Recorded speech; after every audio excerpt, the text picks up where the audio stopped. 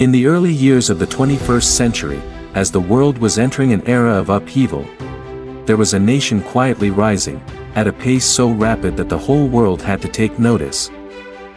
A great power that had long lain dormant was now reclaiming its place at the center of global attention. And at the very heart of that power, stood a man, reserved, steadfast, and enigmatic. A man once known as the Red Prince, once exiled from the capital during the storm of the Cultural Revolution. But through patience and a razor-sharp vision, he rose to become the most powerful figure in China since Mao Zedong. He is often called the symbol of the Chinese dream, the dream of national rejuvenation that shook the course of history. Yet behind that dream lies a long journey of calculation, ambition, and the solitude of a man who stands atop absolute power. In today's video, we'll explore the story of Xi Jinping, from a boy who once lived in a cave dwelling in Shaanxi, to the man who now holds the fate of 1.4 billion people in his hands. The child in the storm of revolution. Before becoming the most powerful leader in modern China, Xi Jinping was once a child exiled from the capital, carrying the name of a traitor to the revolution. Beijing, 1953. In an era when revolutionary dreams still burned brightly in the hearts of millions, a child was born into the family of a revolutionary hero. That child was named Xi Jinping. From an early age, Xi lived at the very center of power. His father, Xi Jinping, was one of the founding figures of the People's Republic, a comrade in arms of Mao Zedong, a man who helped write key chapters in the history of the Chinese Revolution. His mother, Qi Xian, joined the Chinese Communist Party in 1943. At the age of 17, during the War of Resistance against Japan, she worked in propaganda and logistics, serving at the Yan'an base, the heart of China's revolutionary movement at the time. After the founding of the People's Republic in 1949, she continued her work in the party's propaganda and women's affairs departments. To the public, the Xi family stands as a symbol of ideals, of honor, of what people then called the Red Era. But power in politics is always more fragile than it appears. Everyone thought Xi Jinping would grow up in the comfort of a revolutionary family, safe beneath the wings of glory. In 1966, the storm began, the Cultural Revolution erupted, the entire nation was swept into a whirlwind of chaos, faith was overturned. Those who were once heroes were now branded as traitors. Xi Jinping was purged, sent away for re-education through labor. The family's apartment was ransacked, his mother was publicly denounced before a crowd, and Xi Jinping, a 15-year-old boy, became the son of an enemy of the people. In just one night, everything collapsed. Power, prestige, and belief, the very lights that once guided them, turned into scars. Amid that chaos, millions of urban youths were sent down to the countryside for manual re-education. Xi Jinping was among them. In 1969, he was sent to Liangjiahe, a small, desolate village in Shaanxi province, a barren land of yellow earth and blowing dust, no electricity, no running water, no bed to sleep on. He lived in a yaodong, a cave dwelling carved into the hillside to escape the cold. The lush plateau stretched endlessly, dry, dusty, and harsh. The young man fetched water, plowed fields, and built fires in the dark of the cave. He would later say, "The years I spent in Liangjiahe changed me forever. There, I learned what it truly means to live, and what it means to bear responsibility." For 7 years in Liangjiahe, he lived among the peasants, working as one of them. While many young people fled, Xi Jinping stayed. He quietly studied, read, and sought to rejoin the Communist Party, even though his applications were rejected more than 10 times. The name Xi Jinping gradually became known in the village, not because of who his father was, but because he endured hardship, listened to others, and never gave up. 7 years passed, time had forged in him a man of resilience, discipline, determination, and pragmatism, qualities he would one day need on his path to power. Things began to change in 1974, when he was 21 years old, from a boy once cast aside. Xi Jinping became the party secretary of Liangjiahe village, a small position, yet a turning point in his life. In a place where no one believed the future existed, he learned the most important lesson of his life: power does not come from status, but from the ability to rise after being struck down. And from that very edge of despair, a new road began to unfold, the road that would one day lead him to the very center of power. In 1975, Xi Jinping left Liangjiahe and was sent to study at Tsinghua University in Beijing.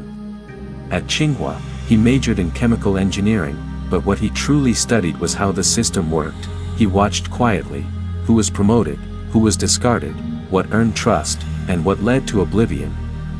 While many students dreamed of a stable life, Xi wrote applications to join the Chinese Communist Party. His applications were rejected, not once, but 9 times, with the same reason every time: complicated political background, son of a purged official. But he refused to give up. On the 10th attempt, his application was finally accepted. After graduation, Xi Jinping was assigned as an assistant at the Ministry of National Defense, and later worked in the General Office of the Central Military Commission, the very core of China's military leadership. It was a harsh environment, a place where only those who could stay silent and endure would survive, and Xi chose precisely that path: to remain silent, but to observe everything. Many people at the time paid little attention to him, a young cadre with rural roots, quiet, reserved, and not very social, but beneath that silence was a will that never slept. By the early 1980s, he was transferred to Hebei province, and later to Fujian and Zhejiang. Step by step, he rose through positions that many considered insignificant. Yet it was precisely in those places that he honed his skills, learning to manage, to control the machinery of governance, and to understand the deeper workings of the party's power structure. Many said that Xi Jinping was not exceptionally brilliant, but he was the one who never made mistakes. He was cautious to the point of being almost invisible, and in a political system full of turbulence, that became his greatest weapon. From a village party secretary in a poor rural valley, Xi Jinping spent more than 3 decades, quietly, steadily, moving step by step toward the center of power. He did not climb through ambition, but through patience, not with grand speeches, but with an ability to make others trust him, and in the end, the very system that once rejected him became the one that cleared the path for him to rise to the top. During his years as vice mayor of Xiamen in Fujian province, a defining moment in Xi Jinping's life took place. It was there that he met the woman who would change his destiny. That woman, Peng Liyuan, a famous singer of the People's Liberation Army art troupe, carried with her the radiance of the stage, while he was a little-known political cadre. 2 people, 2 worlds, seemingly with nothing in common. Yet it was precisely this contrast that brought them together. They married in 1987, a marriage that appeared simple, but in truth was a union between 2 symbols: political power and national image. On stage, Peng Liyuan continued to sing of ideals, of the motherland. While behind the scenes, her husband quietly took one step after another, into the upper levels of the political system. After getting married, Xi Jinping began climbing the political ladder more quickly. From 1988 to 2000, he served as party secretary of Ningde in Fujian, sent to a poor rural region to strengthen his leadership and gain frontline experience.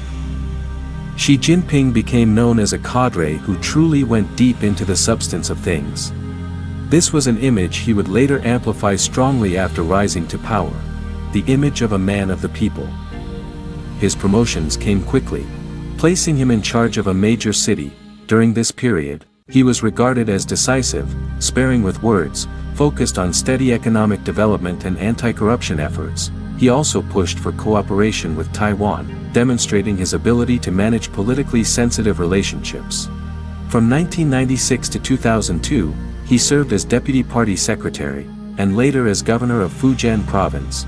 From 2002 to 2007, he became party secretary of Zhejiang province. In 2007, he was transferred to Shanghai, a decisive turning point in his career.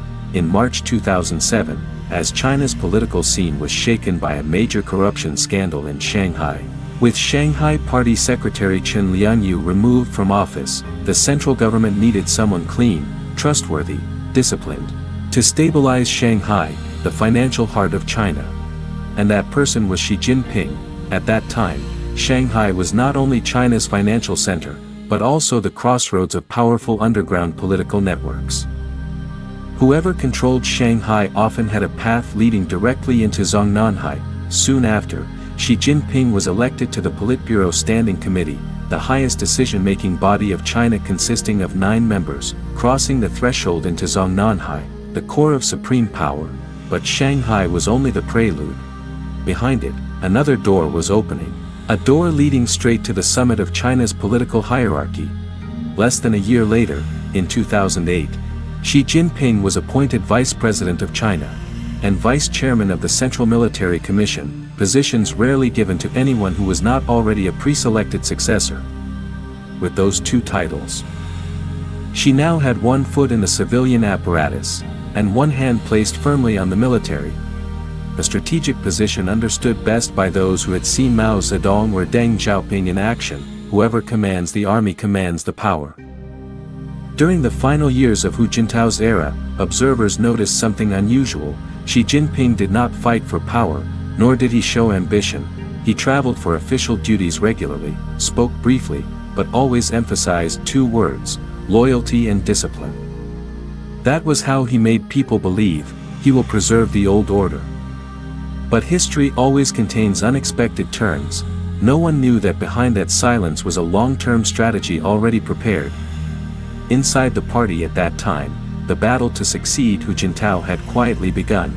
2 names were mentioned the most: Xi Jinping, who rose through persistence and caution, and Bo Xilai, the charismatic Chongqing party secretary. Fond of public appearances, adored by both the media and the people, one represented quietness, the other, dazzling spotlight. But in Chinese politics, light that is too bright often blinds. In Chongqing, Bo Xilai launched the Sing Red, Strike Black campaign, promoting revolutionary songs while cracking down on crime. The image of a hero eliminating evil spread his fame across the country. Many believed Bo was the next rising star of Zongnanhai. Meanwhile in Beijing, inside cold conference rooms, those who truly held power were quietly observing both men, and they realized, the one who speaks less, is the harder one to predict. In February 2012, a single incident sent shockwaves through China's entire political system. Wang Lijun, the right-hand man of Bo Xilai, fled straight to the U.S. consulate in Chengdu to seek political asylum. The incident was kept tightly under wraps, but in the shadows, the news spread like a fuse being lit. Secrets surrounding the killing of British businessman Neil Heywood, and the role played by Bo Xilai's wife, Gu Kailai, began to surface. Bo Xilai fell from symbol to the epicenter of the largest political scandal of the decade. Within just a few months, he lost his position, came under investigation, and then vanished from the political stage. The door to power slammed shut, just as quickly as it had once opened. That same year, at the 18th National Congress of the Communist Party of China, Xi Jinping was selected as General Secretary. 1 year later, he became President of the People's Republic of China, and from that moment on, Zongnanhai, the very center of China's power, had a new leader, a man who had once been sidelined, once demoted, once forced to live among the poor during the Cultural Revolution. Now, he had stepped onto the highest summit, where no one could predict what his next move would be, and from that moment, the Xi Jinping era began, an era not merely marked by a change in leadership, but by the reshaping of the entire Chinese political system. The Tigers and Flies Anti-Corruption Campaign. Immediately after becoming General Secretary of the Chinese Communist Party in November 2012, Xi Jinping launched an unprecedented campaign in modern Chinese history, known by its short but powerful name, the Tigers and Flies Anti-Corruption Campaign. This was not merely a routine effort to curb corruption, but a direct response to what Xi regarded as an existential threat. Corruption, he believed, had become deeply entrenched within the party, giving rise to hidden kingdoms of power and undermining the regime's political legitimacy. In his early speeches, Xi warned that if corruption were not addressed at its roots, the party could lose the country, a statement that underscored the seriousness with which he viewed the crisis. The campaign was formally rolled out in early 2013 and was led directly by the Central Commission for Discipline Inspection, operating under a core principle: no forbidden zones, no exceptions. Flies, low-level officials, were disciplined en masse across the country, from local police and township cadres to managers of smaller state-owned enterprises. However, what truly shook the entire political system was the appearance of the first tigers on the investigation list. In 2014, China announced an investigation into Zhou Yongkang, a former member of the Politburo Standing Committee who had once controlled the nation's entire security, police, and judicial apparatus. For the first time in decades, a figure who had stood at the very pinnacle of party power was brought to trial, completely shattering the long-standing notion of an untouchable elite. The campaign did not stop within the civilian bureaucracy but quickly extended into the military, the most critical pillar of the regime's power. Between 2014 and 2015, two former vice chairmen of the Central Military Commission, Su Kaiho and Guo Buxiu, were successively investigated and convicted for large-scale corruption, particularly for selling military ranks and positions. Striking at these tigers within the armed forces carried profound strategic significance. It not only purged corruption from the military but also placed the People's Liberation Army firmly under Xi Jinping's direct control as chairman of the Central Military Commission. At the same time, the campaign continued to target the hinge figures of central political power. Ling Jihua, former director of the General Office of Zongnanhai and a key figure of the previous leadership generation, was arrested and sentenced in 2015. His downfall demonstrated that the campaign was not limited to economic corruption, but was also aimed at dismantling entrenched political networks. Earlier, the case of Bo Xilai, the party secretary of Chongqing and a prominent power contender during the pre-2012 leadership transition, was widely seen as the opening shot, signaling that personal ambition and factional politics would no longer be tolerated. From 2013 through the late 2010s, the Tigers and Flies campaign became a permanent feature of Chinese political life. According to official figures, millions of officials at all levels were disciplined, and hundreds of senior leaders were prosecuted. On the surface, the campaign functioned as a sweeping effort to restore discipline and rebuild public trust. At a deeper level, however, it enabled Xi Jinping to eliminate parallel power centers, dismantle entrenched factional structures, and re-centralize authority under a single core. It was this foundation that allowed him to push further, restructuring the military, tightening control over the economy, advancing technological self-reliance, and ultimately consolidating long-term power. In other words, the Tigers and Flies campaign was not merely an anti-corruption drive. It marked the starting point of an entirely new political era under Xi Jinping, one in which discipline replaced compromise, and power was redefined in a far more centralized and resolute form than ever before. National development policies. After clearing the path through the Tigers and Flies campaign, Xi Jinping entered an even more critical phase, the comprehensive restructuring of the country. Unlike his predecessors, who prioritized growth at all costs, Xi chose a different path, slower, more rigid, but defined by long-term control and strategic direction. His goal was not merely development, but the construction of a strong, self-reliant, and disciplined China, where central authority plays an absolute guiding role. On the economic front, Xi pushed for a transformation of the growth model, from dependence on exports and infrastructure investment toward domestic consumption, high technology, and value-added industries. He introduced the concept of high-quality development, accepting slower growth in exchange for long-term sustainability. State-owned enterprises were restructured, while the private sector came under tighter supervision, particularly large technology-driven capital empires. These tough policies toward major corporations were not only aimed at managing financial risk, but also sent a clear message: no economic force would be allowed to stand above political authority. Alongside this shift was the dual circulation strategy, which Xi strongly promoted from the late 2010s onward. China continued to engage with the global economy, but the focus moved toward domestic self-reliance, from supply chains and consumer markets to core productive capacity. In an era of intensifying strategic competition, this approach was Xi's way of preparing China for a future in which it could no longer rely fully on globalization. In science and technology, she identified the field as a battleground of survival. The state poured massive resources into areas such as artificial intelligence, semiconductors, aerospace, new energy, and defense technology. National programs were designed to reduce dependence on foreign technologies, especially amid tightening restrictions on access to advanced tech. For Xi, technology was not merely an economic engine, but a tool of power that would determine China's position in the emerging world order.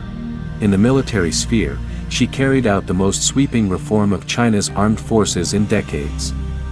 Command structures were streamlined, old military regions were dismantled and replaced by a modern joint operations system.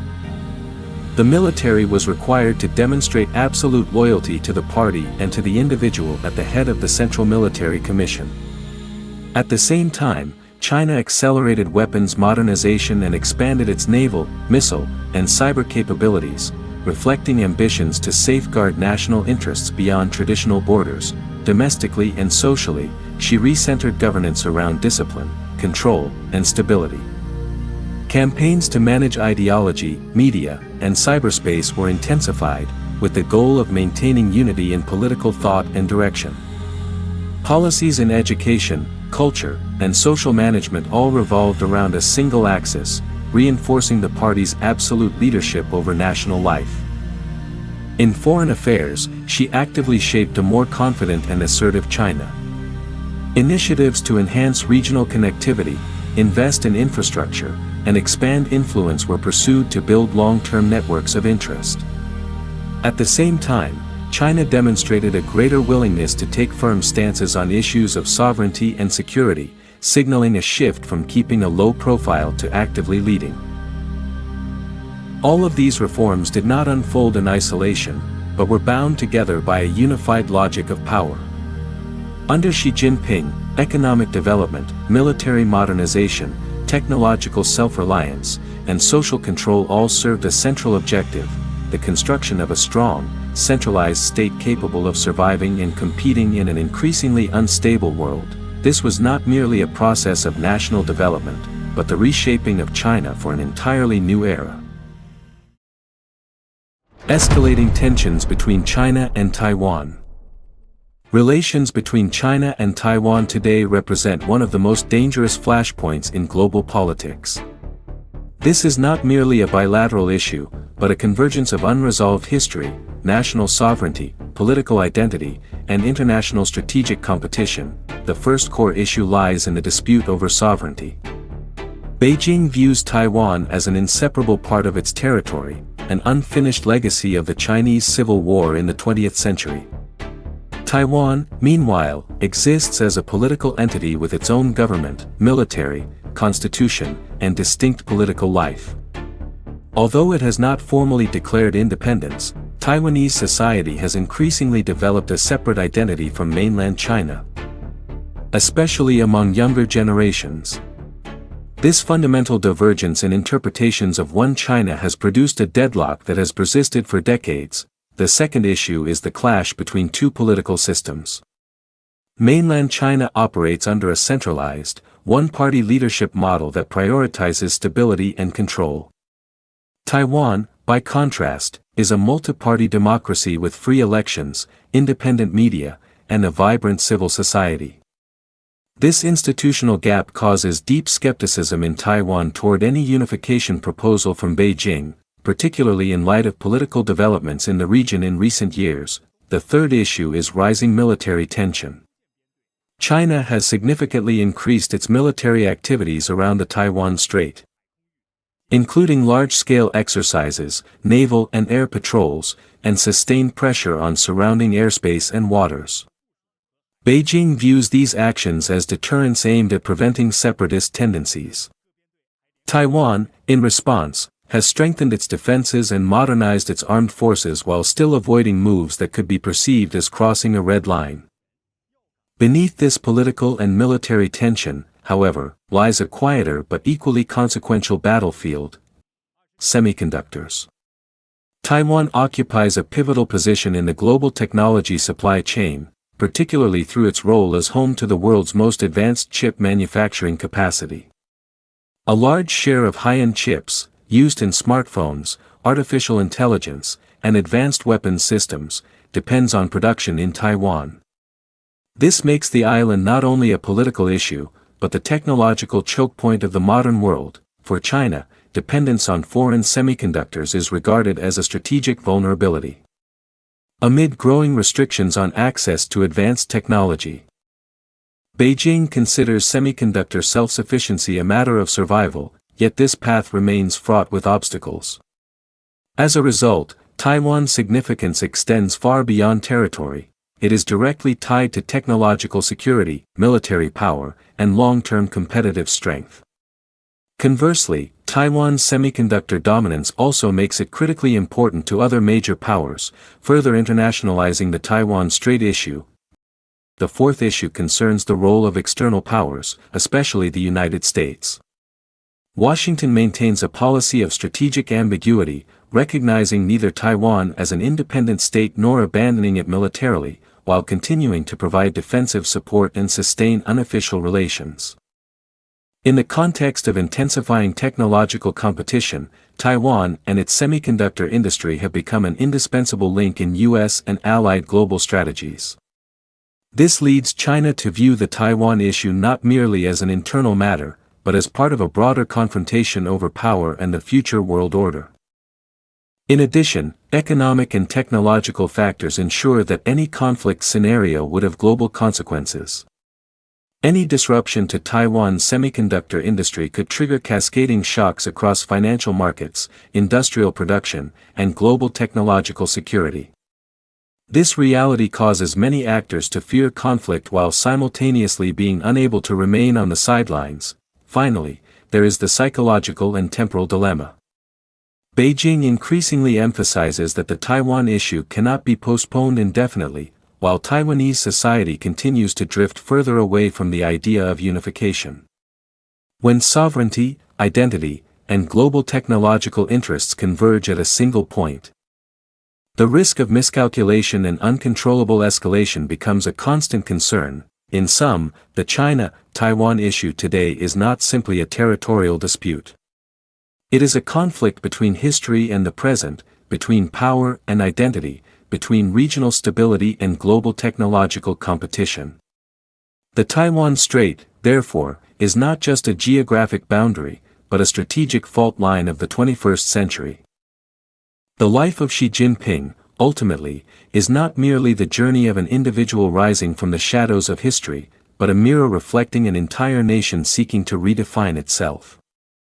From a child swept up in the storm of revolution to the man standing at the very center of China's greatest seat of power, he chose a path of discipline, control, and the concentration of authority, a path he believed was necessary to keep the country from drifting off course. Under Xi's leadership, China has become stronger and more confident, yet also more inward-looking and tense than ever before. To his supporters, he is the architect of a new era of national rejuvenation, the leader who enabled China to stand upright in a turbulent world. To his critics, he symbolizes an unprecedented concentration of power, where stability is valued above freedom and order takes precedence over debate.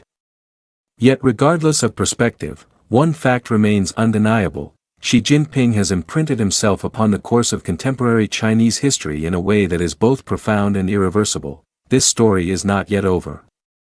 The decisions being made today will shape the fate of more than 1 billion people for decades to come, and potentially the global order of the 21st century itself.